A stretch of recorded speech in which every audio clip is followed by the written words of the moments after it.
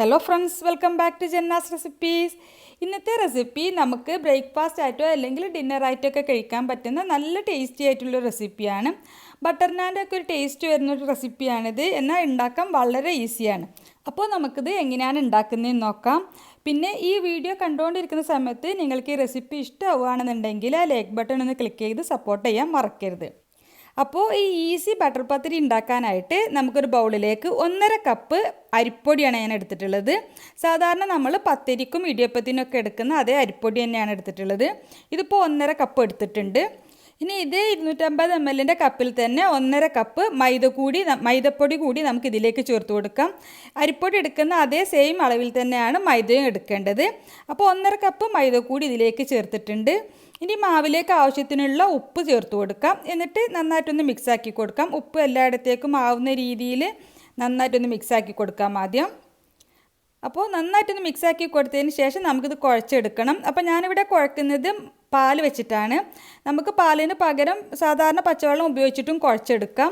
പാൽ വെച്ചിട്ട് കുഴച്ചെടുക്കുമ്പോഴാണ് നല്ല സോഫ്റ്റ് ആയിട്ട് ഉണ്ടാവുക. ഇനിയിപ്പോൾ പാൽ ചേർക്കാൻ താല്പര്യം ഇല്ലാത്തവർക്ക് പച്ചവെള്ളം വെച്ചിട്ടും കുഴച്ചെടുത്താലും മതി.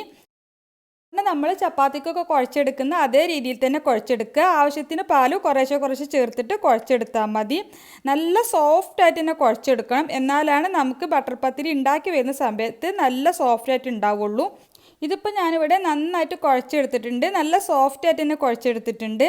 ഇനി നമുക്കിത് ചെറിയ ഉരുളകളായിട്ട് നമ്മൾ ചപ്പാത്തിയും പത്തിരിയൊക്കെ പരത്തിയെടുക്കുന്നത് പോലെ പരത്തിയെടുക്കുകയാണ് വേണ്ടത്. അപ്പോൾ നമുക്ക് പത്തിരിനേക്കാളും കുറച്ചും കൂടി വലിയൊരു ഉരുള എന്ന ചപ്പാത്തിയുടെ അത്ര തന്നെ മാവ് എടുക്കണ്ട. ഈ ഒരു അളവിലാണ് ഉരുളകളാക്കിയിട്ടുള്ളത്. ഇനി ഓരോ ഉരുളയും മൈദയിലൊന്ന് മുക്കിയെടുത്തതിന് ശേഷം നമുക്ക് പലകയിൽ വെച്ചിട്ട് പരത്തിയെടുക്കാം. അപ്പോൾ ഒരുപാട് വട്ടത്തിൽ ചപ്പാത്തിയുടെ അത്ര തന്നെ വട്ടം ആവശ്യമില്ല. നമുക്ക് പത്തിരിനേക്കാളും കുറച്ചുകൂടി അല്ലെങ്കിൽ പത്തിരിയുടെ അത്ര തന്നെ വട്ടം മതി. ആ ഒരു അളവിൽ നമുക്ക് പരത്തിയെടുത്താൽ മതി.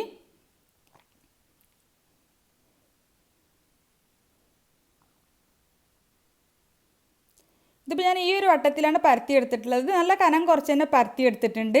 അപ്പോൾ ഞാനിവിടെ മുഴുവനായിട്ട് പരത്തി വെച്ചതിന് ശേഷമാണ് ബട്ടർ പത്തിരി ചുട്ടെടുക്കുന്നത്. നമുക്ക് വേണമെങ്കിൽ ഓരോ പത്തിരിയും പരത്തിയ ഉടനെ ചുട്ടെടുക്കാനും പറ്റും. ഞാനിപ്പോൾ മുഴുവനായിട്ട് പരത്തിയെടുത്തിട്ടുണ്ട്. ഇനി നമുക്ക് നല്ല ചൂടായിട്ടുള്ള പാനിലേക്ക് ഇട്ടിട്ട് വേണം ചുട്ടെടുക്കാൻ. ഫ്ലെയിം നന്നായിട്ട് കൂട്ടി വെക്കുക. മീഡിയം ടു ഹൈ ഫ്ലെയിമിൽ വെച്ചിട്ട് വേണം ചുട്ടെടുക്കാൻ. ഒരു സൈഡ് ചെറുതായിട്ടൊന്ന് കുക്കായി വരുമ്പോൾ നമുക്ക് മറിച്ചിട്ട് കൊടുക്കാം. ഇതുപോലെ ഒന്ന് പ്രസ് ചെയ്ത് കൊടുക്കുന്ന സമയത്ത് നന്നായിട്ട് പൊങ്ങി വരികയും ചെയ്യും. അപ്പോൾ രണ്ട് സൈഡും തിരിച്ചും മറിച്ചും ഇട്ടിട്ട് നന്നായിട്ട് ചുട്ടെടുക്കുക. അതിനുശേഷം നമുക്കിതിന് മുകളിലേക്ക് ബട്ടർ തേച്ച് കൊടുക്കാനുണ്ട്. അതുകൊണ്ടാണ് ഇതിന് ബട്ടർ പത്തിരി എന്ന് പറയുന്നത്. അപ്പോൾ നന്നായിട്ടൊന്ന് കുക്കായതിന് ശേഷം നമുക്ക് രണ്ട് സൈഡും തിരിച്ചും മറിച്ചും ഇട്ട് കൊടുത്തിട്ട് രണ്ട് സൈഡിലും ബട്ടർ തേച്ച് കൊടുക്കണം. ബട്ടർ തേച്ച് കൊടുക്കുമ്പോൾ നല്ലൊരു ടേസ്റ്റാണ് ഈ പത്തിരിക്ക്. പിന്നെ നമ്മൾ ശ്രദ്ധിക്കേണ്ട കാര്യം എന്താ വെച്ചാൽ ഫ്ലെയിം കൂട്ടി വെച്ചിട്ട് തന്നെ ചുട്ടെടുക്കണം. ഫ്ലെയിം കുറച്ച് വെച്ച് ചുട്ടെടുത്താൽ ഇത് ചുട്ട് കഴിഞ്ഞിട്ട് കുറച്ച് സമയം വെക്കുമ്പോൾ കുറച്ച് ഹാർഡായിട്ടാണ് ഉണ്ടാവുക. അതുകൊണ്ട് തന്നെ ഫ്ലെയിം നന്നായിട്ട് കൂട്ടി വെക്കുക. മീഡിയം ടു ഹൈയിൽ വെച്ചിട്ട് തന്നെ നമ്മളിത് ചുട്ടെടുക്കണം. അങ്ങനെ ആകുമ്പോഴാണ് നല്ല സോഫ്റ്റായിട്ട് ഇരിക്കുള്ളൂ. പിന്നെ ചൂടോട് കൂടിയിട്ട് തന്നെ സെർവ് ചെയ്യണം. ചൂടോട് കൂടി കഴിക്കാനാണ് നല്ല ടേസ്റ്റ് ഉള്ളത്. അപ്പോൾ അതുകൂടി ശ്രദ്ധിച്ചിട്ട് ഉണ്ടാക്കിയാൽ മതി. രണ്ട് സൈഡിലും ബട്ടർ പുരട്ടി കൊടുത്തതിന് ശേഷം നമുക്കിത് പാനിൽ നിന്ന് മാറ്റാം. ഇതുപോലെ തന്നെ ബാക്കിയുള്ള പത്തിരികളൊക്കെ നമുക്ക് ചുട്ടെടുക്കാം. വളരെ സിമ്പിളായിട്ട് ഉണ്ടാക്കാൻ പറ്റിയിട്ടുള്ള എന്നാൽ നല്ല ടേസ്റ്റി ആയിട്ടുള്ളൊരു പത്തിരിയാണ്. നമുക്ക് രാത്രിയിലൊക്കെ കഴിക്കാൻ അടിപൊളിയാണ്. നമുക്ക് ചിക്കൻ കറി ബീഫ് കറിയുടെ ഒക്കെ കൂടെ കഴിക്കാനാണ് നല്ല ടേസ്റ്റ് ആയിട്ടുള്ളത്. ചിക്കൻ കുറുമ അതുപോലെ ബീഫ് കുറുമ ഒക്കെ നല്ല ടേസ്റ്റ് ആയിരിക്കും. അപ്പോൾ ഈ റെസിപ്പി നിങ്ങൾക്ക് ഇഷ്ടമായെങ്കിൽ ലൈക്ക് ബട്ടൺ ഒന്ന് ക്ലിക്ക് ചെയ്ത് സപ്പോർട്ട് ചെയ്യുക. ചാനൽ ഇതുവരെ സബ്സ്ക്രൈബ് ചെയ്തിട്ടില്ലെങ്കിൽ ചാനലൊന്ന് സബ്സ്ക്രൈബ് ചെയ്യണം. ഇൻഷാ അല്ലാഹ് മറ്റൊരു അടിപൊളി റെസിപ്പിയുമായിട്ട് നമുക്ക് വീണ്ടും കാണാം. Thank you for watching.